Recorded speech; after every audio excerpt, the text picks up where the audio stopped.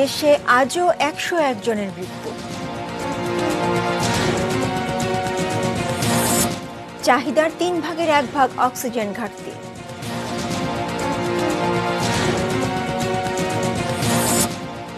বাঁশখালীতে পুলিশের সাথে সংঘর্ষে ৫ বিদ্যুৎ শ্রমিক নিহত।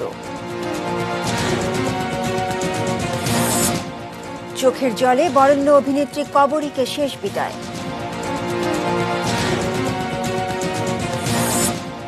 প্রবাসীদের জন্য বিমানের বিশেষ ফ্লাইটে অব্যবস্থাপনা, দুর্ভোগে যাত্রীরা।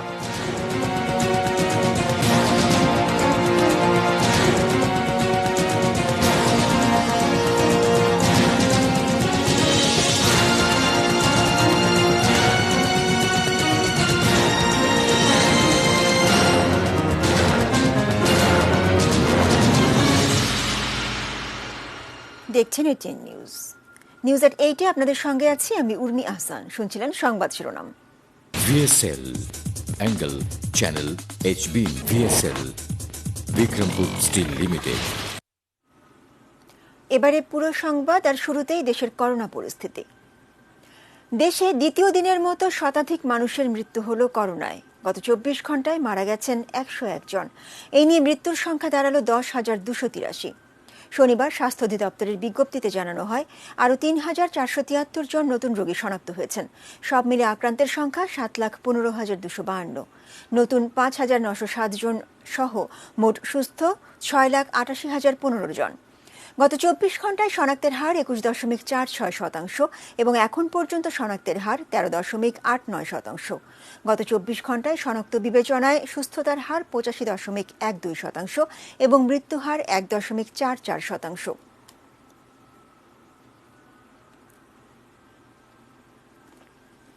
এবারে দ্য একমি ল্যাবরেটরিজ লিমিটেডের সৌজন্যে করোনা নিউজ আপডেট।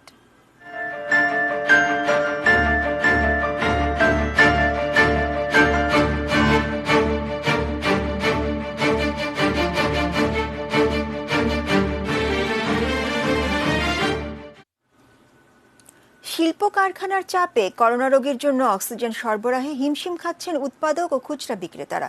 হাসপাতাল এবং শিল্প কারখানায় দৈনিক অক্সিজেন চাহিদা ১৮০ টন, তবে প্রায় ৬০ টন অক্সিজেনের ঘাটতি থাকছে প্রতিদিন। আহমেদ রাবি তানিমের রিপোর্ট। কুমিল্লার দাউদকান্দি থেকে ঢাকা গৌরীপুরের বাসিন্দা সোহাগ ভুইয়ার ইতালি ফেরত বড় ভাইয়ের প্রচণ্ড শ্বাসকষ্ট। অক্সিজেনের অভাব উপজেলা স্বাস্থ্য কমপ্লেক্সে। জীবন রক্ষায় অ্যাম্বুলেন্সে ছুটে আসা কর্মীটোলা হাসপাতালে। ওনার সেন্ট্রাল অক্সিজেনের প্রয়োজন, পাশাপাশি যদি এর চেয়ে বেশি খারাপ হয় তাহলে আইসিইউ লাগবে। দেশের হাসপাতালগুলোতে সাধারণত ১৫, ৫০ ও ৬৫ লিটারের সিলিন্ডার ব্যবহার করা হয়। কোনো করোনা রোগীর মিনিটে ১০ লিটার অক্সিজেন দরকার হচ্ছে হাসপাতালগুলোতে। করোনার চিকিৎসায় রোগীকে নিরবচ্ছিন্ন অক্সিজেন সরবরাহের কেন্দ্রীয় ব্যবস্থা ঢাকার সব কোভিড হাসপাতালেই নেই। আর রাজধানীর বাইরের হাসপাতালগুলোতে অক্সিজেন সিলিন্ডারের সংকট আরো তীব্র। কারো একটু মাথা ব্যথা, জ্বরও তেমন নাই, তারা হঠাৎ করে শ্বাসকষ্ট শুরু হয়ে যাচ্ছে, যেটা আগে ৪-৫ দিনের আগে হতো না। এখন এই কারণে এই শ্বাসকষ্ট যখন শুরু হয় তখন আমরা হাসপাতালে আসলেই দেখি যে এই নিউ ভেরিয়েন্ট, যেটা দক্ষিণ আফ্রিকার, ৩০-৪০% লাং এফেক্ট হয়ে যায়। এই ধরনের রোগী আমরা বেশি পাচ্ছি এবং অনেকের কোভিড নেগেটিভ, কিন্তু এক্সরে করে দেখা যায়, সিটি করলেই দেখা যায় যে তার লাং এফেক্টেড। আমাদের এখানে আগে একবার রিফিল করলে হতো লিকুইড অক্সিজেন, এখন ২-৩ বার পর্যন্ত লাগছে। অর্থাৎ অক্সিজেন ডিমান্ড অনেক বেড়ে গেছে রোগী বেশি আসার কারণে। হাই ফ্লো অক্সিজেন এবং অক্সিজেন সিলিন্ডারের মাধ্যমে রোগীদের চিকিৎসা প্রাথমিকভাবে দেওয়া হয়, মাইল্ড টু মডারেট। এরপরে সিভিয়ার যারা হয় তাদের আইসিইউ দরকার হয়। অক্সিজেন উৎপাদনকারী একাধিক বহুজাতিক প্রতিষ্ঠান উৎপাদন বাড়ালেও শিল্প কারখানায় চাহিদা থাকায় হাসপাতালে অক্সিজেন সরবরাহে চাহিদার তুলনায় দিনে প্রায় ৬০ টন অক্সিজেনের ঘাটতি তৈরি হয়েছে। রাজধানীর অধিকাংশ হাসপাতালে অক্সিজেনের সিলিন্ডার সরবরাহ করে তেজগাঁওয়ের তাহের এন্টারপ্রাইজ। তাদের গত কয়েকদিনের অভিজ্ঞতা, গাড়ি প্লান্টে যাওয়ার পর অক্সিজেন ছাড়াই ফেরত আসছে। নর্মাল সিচুয়েশনে যেখানে একটা হাসপাতালে মাসে ৪০০ থেকে ৫০০ পিস সিলিন্ডার লাগতো, এখন ডেলি লাগে ৫০০। ইন্ডাস্ট্রিয়াল এবং রুলিং মিলগুলোকে অক্সিজেন দেওয়া বন্ধ করে, তাইলে মেডিকেলে পর্যাপ্ত অক্সিজেন সাপ্লাই দেওয়া সম্ভব। আপনি নারায়ণগঞ্জে যতগুলো অক্সিজেন উৎপাদনকারী প্রতিষ্ঠান আছে সবগুলোর মধ্যে সব ইন্ডাস্ট্রিয়ালি ফিল হচ্ছে, মেডিকেল ফিল হচ্ছে না। স্বাস্থ্য অধিদপ্তরের দেওয়া তথ্য অনুযায়ী সারা দেশে অক্সিজেন সিলিন্ডার আছে ১৭,৭২৪টি। মেডিকেল সরঞ্জামাদির বাজারে এখন অক্সিজেন সিলিন্ডারের চাহিদা থাকায় প্রতিটি সিলিন্ডার বিক্রি হচ্ছে 12 থেকে 15,000 টাকায়। আহমেদ রাবি তানিম, এটিএন নিউজ, ঢাকা।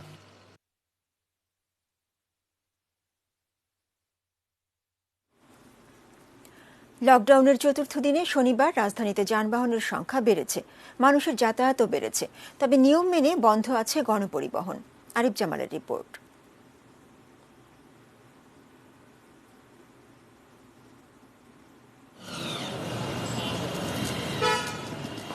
যাত্রীবাহী বাস চলাচল করছে না, এই ব্যতিক্রম ছাড়া ঠিক বোঝার উপায় নেই লকডাউন চলছে। এটি রাজধানীর অন্যতম প্রবেশমুখ যাত্রাবাড়ি মোড়, যেখানে অবাধে চলছে প্রাইভেট কার আর রিক্সা। আইন শৃঙ্খলা রক্ষাকারী বাহিনীর তৎপরতা খুব জোরালো নয়। প্রয়োজনে অপ্রয়োজনে হেঁটে চলাচলকারী মানুষের সংখ্যাও নেহায়েত কম নয়। যাবো আমি চোখের ডাক্তার দেখাইতে, মানে এক মানুষের অপারেশন করছি তো। অফিস খোলা রাখছে, আবার গণপরিবহন বন্ধ রাখছে।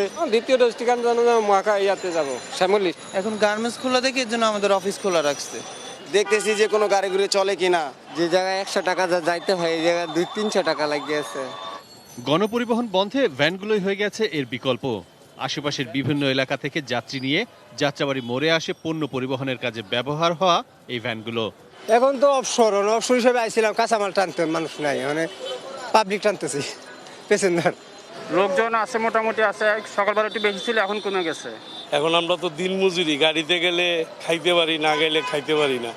তবে প্রবেশ মুখে ঢিলে ঢালা ভাব থাকলেও রাজধানীর ভেতরে বিভিন্ন পয়েন্টে শনিবার সকালে লকডাউন পালনে বেশ কঠোর ছিল আইন শৃঙ্খলা বাহিনী। আমাদের 19 তারিখ ফ্লাই দুবাই। হ্যাঁ, আজকে করোনা টেস্ট করতে হবে। পিজিতে যাবো কি, পিজি হসপিটালে চিকিৎসার জন্য। যারা অপ্রয়োজনে বের হচ্ছে তাদেরকে আমরা ওইভাবে দেখে, তাদের যদি মুভমেন্ট পাস না থাকে, তারা যদি যৌক্তিক এই দেখাতে না পারে, তাকে আমরা ব্যাক করাই দিচ্ছি। বিভিন্ন মোড়ে যাত্রী পরিবহনকারী রিক্সা ভ্যান আটকে রাখে পুলিশ। রিক্সা চালকদের দাবি, পেটের দায় বের হয়েছেন তারা।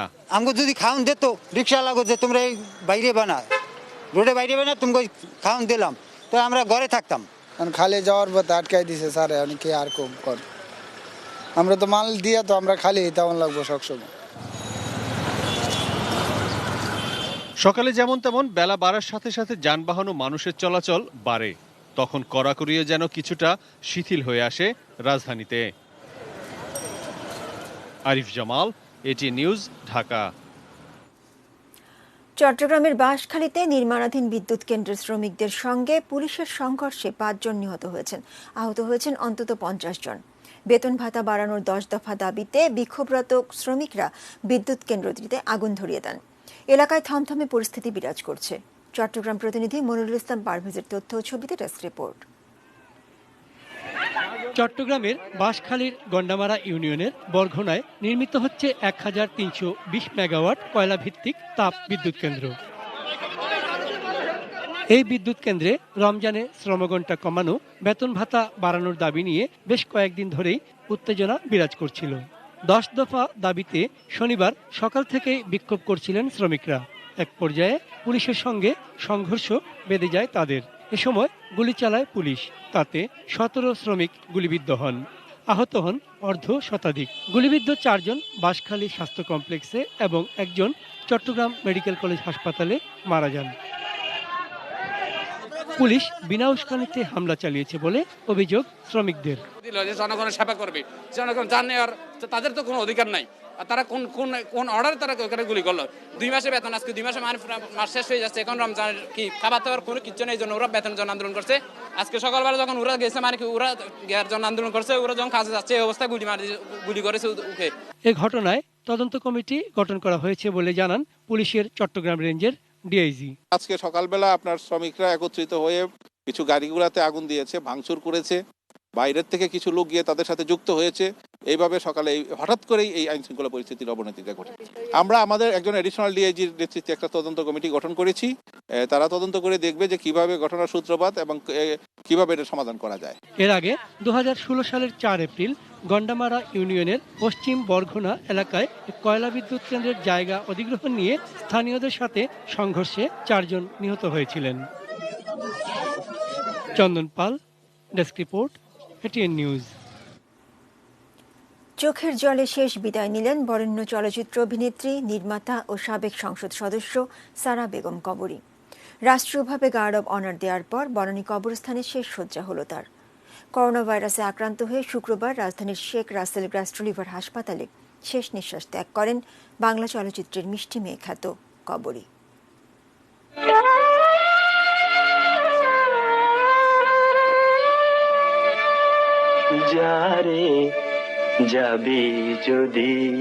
করোনার সঙ্গে ১৩ দিনের লড়াই শেষে হার মানলেন ঢাকাই সিনেমার মিষ্টি মেয়ে জনপ্রিয় অভিনেত্রী সারা বেগম কবরী।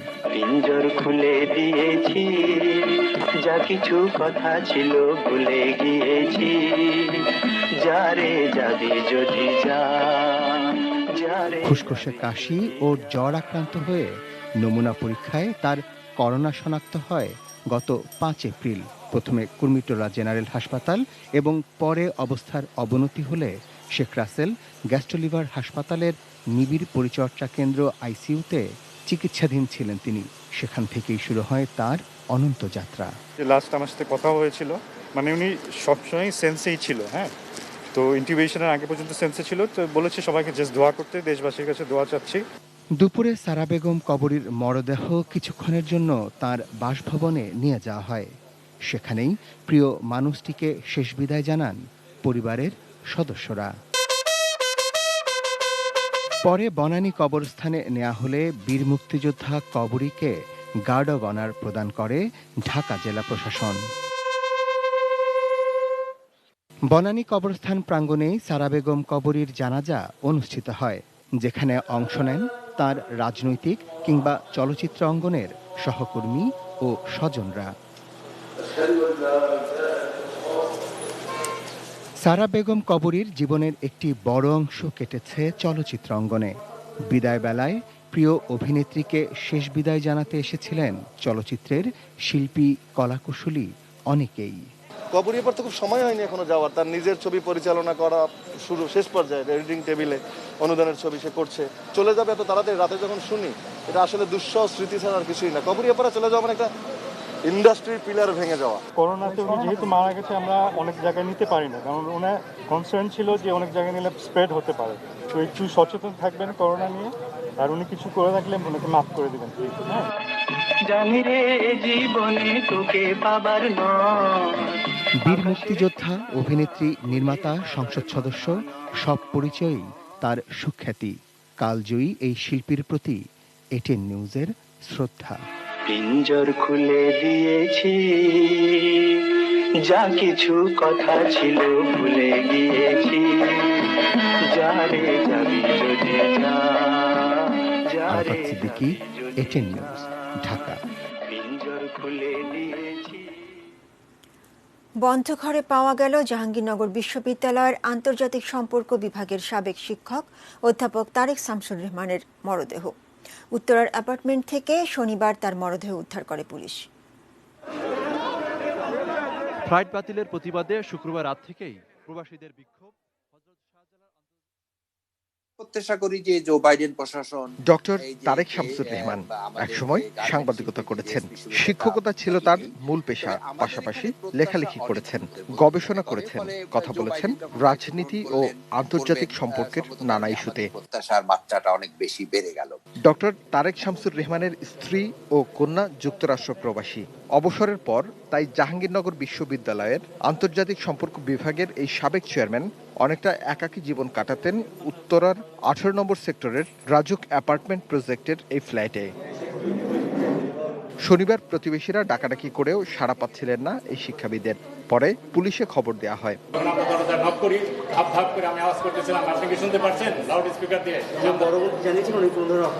হ্যাঁ, বড় বোনকে আমি জিজ্ঞেস করলাম যে তার কোনো ব্যাধি ছিল কিনা। বড় বোন তখন বললো যে হ্যাঁ, ওর একটা রিং করানো ছিল এবং এমডিকে গেলেই সে ওটা চেক আপ করায়।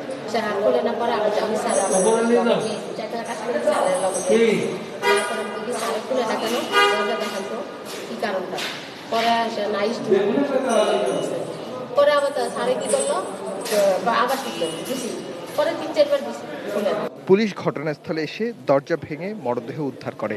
যে সিমটমটা পাওয়া গেছে ভিতরে তার যে বেড আছে, বেডের উপরেও বমি করেন, বেডের পাশে বমি করেছেন। তো এই বিষয়টাতে মনে হয়েছে যে উনি হয়তো কোনো শারীরিক কোনো কমপ্লিকেশিতে ভুগছিলেন বা যে কোনো কারণে বাথরুমে যাওয়ার পর হয়তো কোনো অ্যাক্সিডেন্টলি হোক বা যে কোনো কারণে হোক, ডাক্তাররা ভালো বলতে পারবেন যে উনি পরে গিয়ে আঘাতপ্রাপ্ত হয়েছেন। তো আমরা এখন তার লাশটা উদ্ধার করেছি। লাশটা আমরা পোস্টমর্টমের জন্য ঢাকা মেডিকেলে পাঠিয়ে দিচ্ছি। পরে ঘটনাস্থলে ক্রাইম সিন ইউনিট আলামত সংগ্রহ করেছে। তারেক শামসুর রহমান বাংলাদেশ বিশ্ববিদ্যালয় মঞ্জুরি কমিশনের সদস্য ছিলেন। Arif Hossain, ATN news, Dhaka. লকডাউনেও বিশেষ ফ্লাইটে 5টি দেশে প্রবাসী কর্মীদের কর্মস্থলে ফেরানোর উদ্যোগ শুরুতেই হোঁচট খেল। এখন পর্যন্ত সৌদি আরবের রিয়াদ এবং দুবাইয়ের অন্তত 7টি ফ্লাইট বাতিল হয়েছে। সেসব দেশের অনুমতি না পাওয়া এবং যাত্রী সংকটে এই সিদ্ধান্ত, বলছে কর্তৃপক্ষ। অবশ্য শিগগিরই এই সমস্যার সমাধানেরও আশ্বাস দিয়েছেন তারা। ফ্লাইট বাতিলের প্রতিবাদে শুক্রবার রাত থেকেই প্রবাসীদের বিক্ষোভ হযরত শাহজালাল আন্তর্জাতিক বিমানবন্দরের বহির্গমনের সামনে।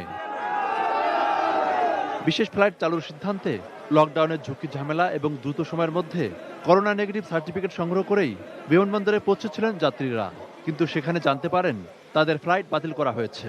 আমাকে কালকে 11:30টার সময় ফোন দিয়েছে বিমান অফিস থেকে, দিয়ে বলছে যে আজকে 6:45 আমার ফ্লাইট দুবাইতে।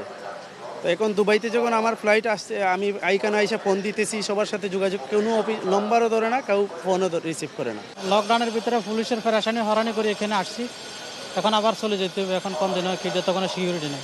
17 এপ্রিল ঢাকা ছেড়ে যাওয়ার জন্য নির্ধারিত ছিল 10টি বিশেষ ফ্লাইট, আর ফেরার শিডিউল ছিল 4টির। এর মধ্যে সকাল 9টার দিকে ওমানে 1টি এবং সন্ধ্যা 6টায় জেদ্দা বাদে অন্য ফ্লাইটগুলো বাতিল করা হয়। দামামের ফ্লাইট আমার 3টা বাজে, তো এখানে আইসা দেখি যে ফ্লাইট নাকি ক্যান্সেল। এখন আমরা কি একটা মুসিবতের মধ্যে পড়ছি ভাই। কালকে সারাদিন বললো যে কোনো সমস্যা নাই, যারা টিকিট কেটে আসছেন আগের রুলে যেতে পারবেন। এখন এখানে এসে দেখি সব ক্যান্সেল হয়ে গেছে। দুপুরে বিমানবন্দরে পররাষ্ট্র সচিব, প্রবাসী কল্যাণ সচিব, বিমানের এমডি এবং বেসামরিক বিমান চলাচল কর্তৃপক্ষের চেয়ারম্যান যৌথ মিটিং শেষে ব্রিফিং করেন।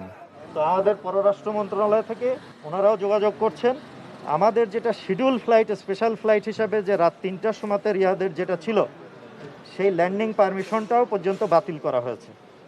এখন যেহেতু বাতিল করা হয়েছে, এটা কেন তুমি বাতিল করলে, সেই প্রশ্ন আপনারা যেমন আমাকে সামনে পেয়ে বলতে পারছেন যে এটা না করে এটা করতে পারলেন কেন। আমরা পত্র, ইমেল এইগুলি অব্যাহত রেখেছি। যদি 3টার সময় এই পারমিশনটা পেয়ে যাই, তাহলে আপনাদেরকে এই রাত 3টাতেও অ্যাকোমোডেট করার আমাদের ইচ্ছা আছে। অন্যদিকে কারণ বাজারে সোনারগাঁ হোটেলের সামনে ফ্লাইট বাতিলের প্রতিবাদে এবং সৌদি এয়ারলাইন্স থেকে নতুন করে ফ্লাইটের শিডিউল এবং টিকিটের জন্য বিক্ষোভ করেন সৌদি প্রবাসীরা। Monirul Islam Mintu, ATN news, Dhaka. Prince ফিলিপের শেষকৃত্যের খবর।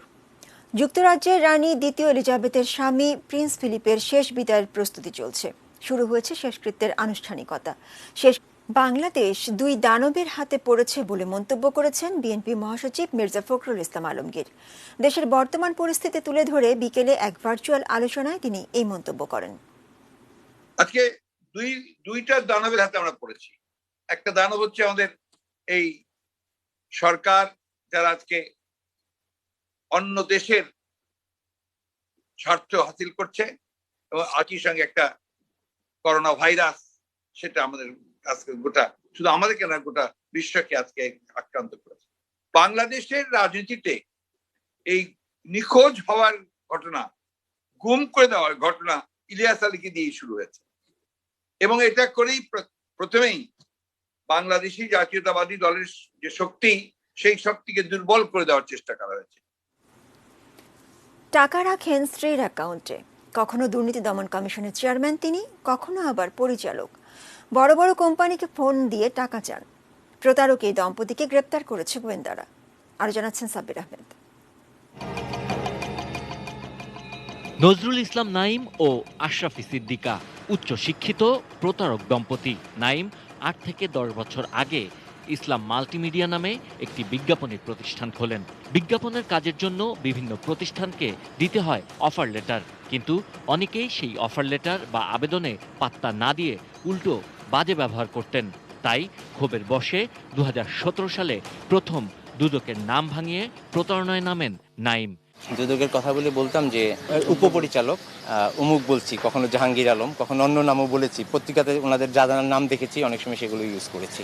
দুদকের জন্য বিজ্ঞাপন চাইতাম, সাধারণত 20, 10, 30, 40 এই ধরনের অ্যামাউন্ট চাওয়া। ফারদিন অ্যাক্সেসরিজ নামে একটি প্রতিষ্ঠান থেকে হাতিয়ে নিয়েছেন 40,000 টাকা। মেইলে চিঠি পাওয়ার পর আমরা দেখলাম ওখানে দেওয়া আছে যে ওদের একটা সুভেনিয়ার দুদকের বের হবে। তা আমি 20,000 টাকা ওনাকে প্রথম রাজবাংলা ব্যাংকের একটা অ্যাকাউন্ট নাম্বার দিল সেটা দেওয়ার জন্য। তো আমি ওই দিন অনেক ভিড় ছিল ব্যাংকে, যার কারণে আমি বললাম যে স্যার এটা পসিবল হচ্ছে না, আপনি যদি চান আমি আপনাকে নগদ কিংবা বিকাশে দিয়ে দিতে পারি। তখন উনি বললো ঠিক আছে, আমি একটা নাম্বার দিচ্ছি, আপনি আমাকে ওখানে দিয়ে দিন। গোয়েন্দারা বলছেন টাকার পরিমাণ কম হওয়ায় সহজেই তার পাতা ফাঁদে পা দেন তারা।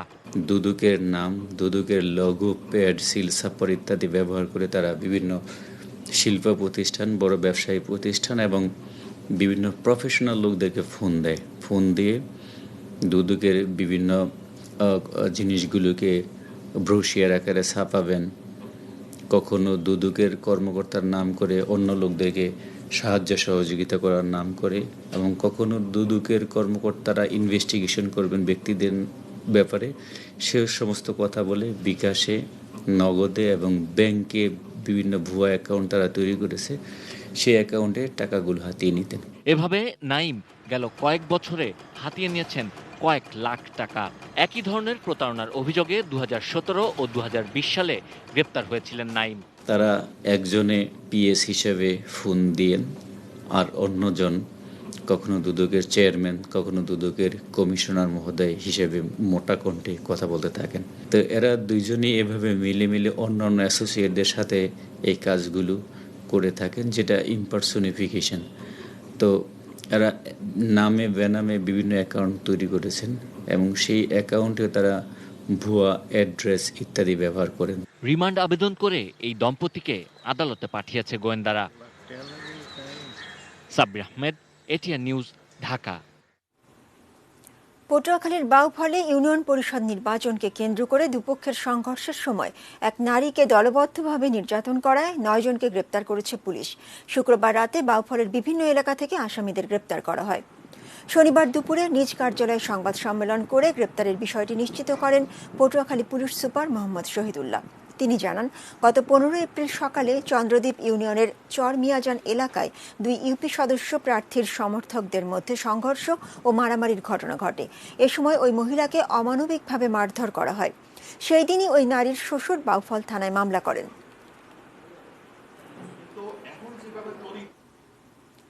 বরিশালে দেখা দিয়েছে ডায়রিয়ার প্রকোপ। এরই মধ্যে বাকেরগঞ্জে 1 সপ্তাহের ব্যবধানে মৃত্যু হয়েছে 2 জনের। জেলায় আক্রান্তের সংখ্যা দাঁড়িয়েছে 1000-এর বেশি। এছাড়া গত 1 সপ্তাহে বরিশাল জেনারেল হাসপাতালে আরও 1000 খানেক রোগী চিকিৎসা নিয়েছেন। হাসপাতালটির ডায়রিয়া ওয়ার্ডে বেডের সংখ্যা মাত্র 4টি। রোগীর চাপ সামলাতে হিমশিম খাচ্ছেন চিকিৎসক ও সেবিকারা। স্থান সংকটে ওয়ার্ডের বারান্দা, এমনকি খোলা আকাশের নিচে গাছতলাতেও চিকিৎসা চলছে। স্যালাইন সহ ওষুধ সংকট চরম আকার ধারণ করায় রোগীরা সুচিকিৎসা থেকে বঞ্চিত হচ্ছেন। এদিকে বরিশাল শেরেবাংলা মেডিকেল কলেজ হাসপাতালেও প্রতিদিন চিকিৎসা নিচ্ছে প্রায় 150 শিশু। চিকিৎসকরা জানান, হঠাৎ গরম পড়ায় ডায়রিয়ার প্রকোপ বেড়ে গেছে।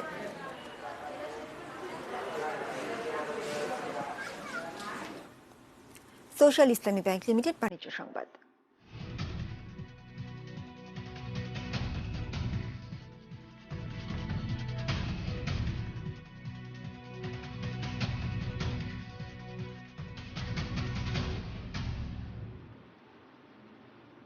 সর্বাত্মক লকডাউনের মধ্যে রমজানের 4র্থ দিনেও রাজধানীর ইফতার বাজারে নেই সেই চিরচেনা চেহারা। সীমিত পরিসরেই হয়েছে বিক্রি। বিক্রেতাদের সঙ্গে কথা বলে জানা যায়, দুপুর থেকে ইফতার নিয়ে বসলেও ক্রেতার সংখ্যা খুবই কম। তবে শেষ মুহূর্তে ক্রেতার সংখ্যা কিছুটা বেড়েছে। অধিকাংশ রেস্তোরাঁই বন্ধ থাকায় ক্রেতারা চাইলেও তাদের পছন্দের ইফতার কিনতে পারেননি। আগেই ঘোষণা ছিল রাস্তায় কিংবা ফুটপাথে কোনো দোকান বসতে পারবে না। ফলে যাদের দোকান আছে কেবল তারাই ইফতারির পসরা সাজিয়ে বসেছেন। এর মাঝেও যারা বের হয়েছেন ইফতার কিনতে, তাদের মধ্যে স্বাস্থ্যবিধি মানা কিংবা সচেতনতার বেশ অভাব দেখা গেছে। মেটাল প্রেজেন্টস কৃষি সংবাদ, সুজলা সুফলা।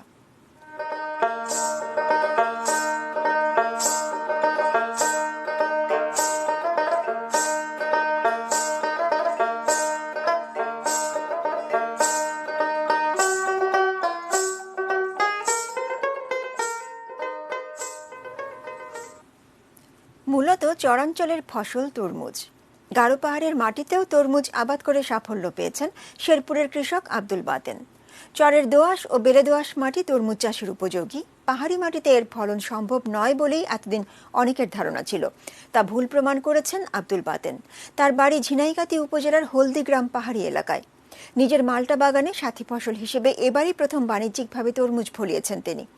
আব্দুল বাতেনের এই সাফল্যকে অসাধ্যকে সাধন করার মতো একটি বিষয় হিসেবে দেখছেন এলাকাবাসী ও কৃষি কর্মকর্তারা।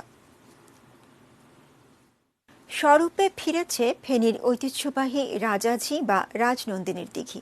এর পাড়গুলো অবৈধ দখলমুক্ত করায় আবারও আসল রূপ ফিরে পেয়েছে দর্শনীয় এই দিঘি।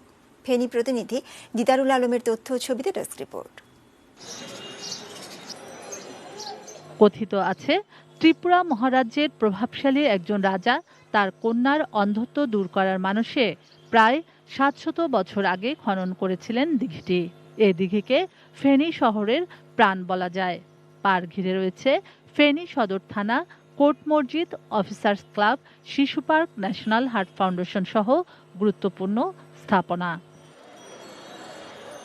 একটি অসাধু চক্র গত ৩৫ বছর ধরে ১০ একরেরও বেশি আয়তনের ঐতিহাসিক ও দর্শনীয় এ স্থানকে দখল করে রাখে। চলতি বছর এটি দখলমুক্ত করে জনসাধারণের জন্য উন্মুক্ত করে দেয় জেলা প্রশাসন। দিঘির চারপাশে ওয়াকওয়ে নির্মাণের কাজ দ্রুত শেষ করার দাবি এলাকাবাসীর। আমরা ভিতরে বসি বা বাইরে বসে রাস্তা হাঁটা যায় না, ওই হকারগুলো এখানে বিভিন্ন ময়লা করে। যখন রাত্রি নামে তখন এখানে লাইট না থাকার কারণে অন্ধকার হয়ে যায়, তো এখানে মাদক চোরাকারী এগুলা চলে, সেজন্য আমরা নিরাপত্তা ফিল করি না। ফেনী দিঘির পাড়ে সৌন্দর্য বর্জনটাও করা হোক, রাজাল দিঘির পাড়ে ক্ষুদ্র ব্যবসায়ীদের কি কোথাও থাইভাবে পুনর্বাসনটাও করা হোক। পরিবেশ ও বন মন্ত্রণালয়ের জলবায়ু পরিবর্তন ট্রাস্টের অর্থায়নে ওয়াকওয়ে সহ বিনোদন কেন্দ্র নির্মাণ কাজ চলছে। তত্ত্বাবধান করছে ফেনী পৌরসভা। আমরা আগে যে জলবায়ু কাজ হয়েছে সেই কাজে আমরা পুরোটা কাজ আমাদের হয় নাই, এবং নতুন করে আমরা বরাদ্দ দিয়ে সেটা আরো দৃষ্টিনন্দন করার জন্য আমরা ইতিমধ্যে উদ্যোগ নিয়েছি। কিছুদিন আগেও ঐতিহ্যবাহী রাজাঝির দিঘির পাড়ে সাধারণ মানুষের চলাচল ছিল অসাধ্য। অবৈধ দখল উচ্ছেদের পর দিঘির স্নিগ্ধ ছোঁয়া পাচ্ছেন মানুষ। সকল লোকের একটা বিনোদনের আড্ডা জায়গা হবে সেই হিসেবে কাজটা করা হচ্ছে, কিন্তু অনেকে আবার বাসার চেষ্টা করে যাচ্ছেন, যাতে অবৈধ দোকান দেওয়ার চেষ্টা করছেন।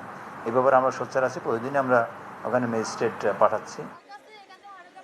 শুক্লা সরকার, ডেস্ক রিপোর্ট, এটিএন নিউজ। দেশের বাইরের খবর।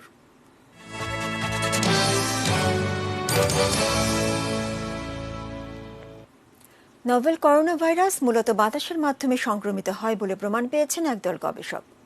মেডিকেল জার্নাল ল্যান্সেটের নতুন এক পর্যালোচনায় বলা হয়েছে, করোনা ভাইরাস যে বায়ুবাহিত রোগ তার সপক্ষে প্রমাণ পাওয়া গেছে।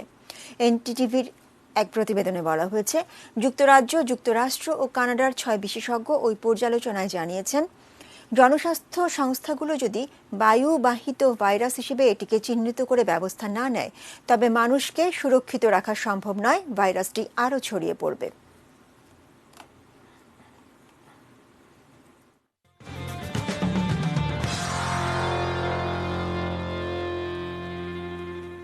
ক্লেমার স্পোর্টস নিউজ। শ্রীলঙ্কায় দুদিনের প্রস্তুতি ম্যাচের প্রথম দিন শেষে মুমিনুল হকের সবুজ দলের বিপক্ষে ৬ উইকেটে ৩১৪ রান করেছে তামিম ইকবালের লাল দল।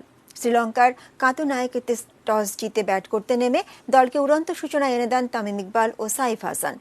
উদ্বোধনী জুটিতে ১০০ রান তুলে ব্যক্তিগত ৬৩ রানে রিটায়ার করেন তামিম ইকবাল। এছাড়া সাইফ হাসান ৫২, নাজমুল হোসেন শান্ত ৫৩, মুশফিকুর রহিম ৬৬ ও নুরুল হাসান ৪৮ রানে রিটায়ার্ড হয়ে মাঠ ছাড়েন। মেহেদি মিরাজ ২৪ রানে অপরাজিত আছেন। ক্যান্ডিতে ২১ এপ্রিল প্রথম টেস্টে শ্রীলঙ্কার মুখোমুখি হবে বাংলাদেশ। একই ভেন্যুতে দ্বিতীয় টেস্ট শুরু হবে ২৯ এপ্রিল।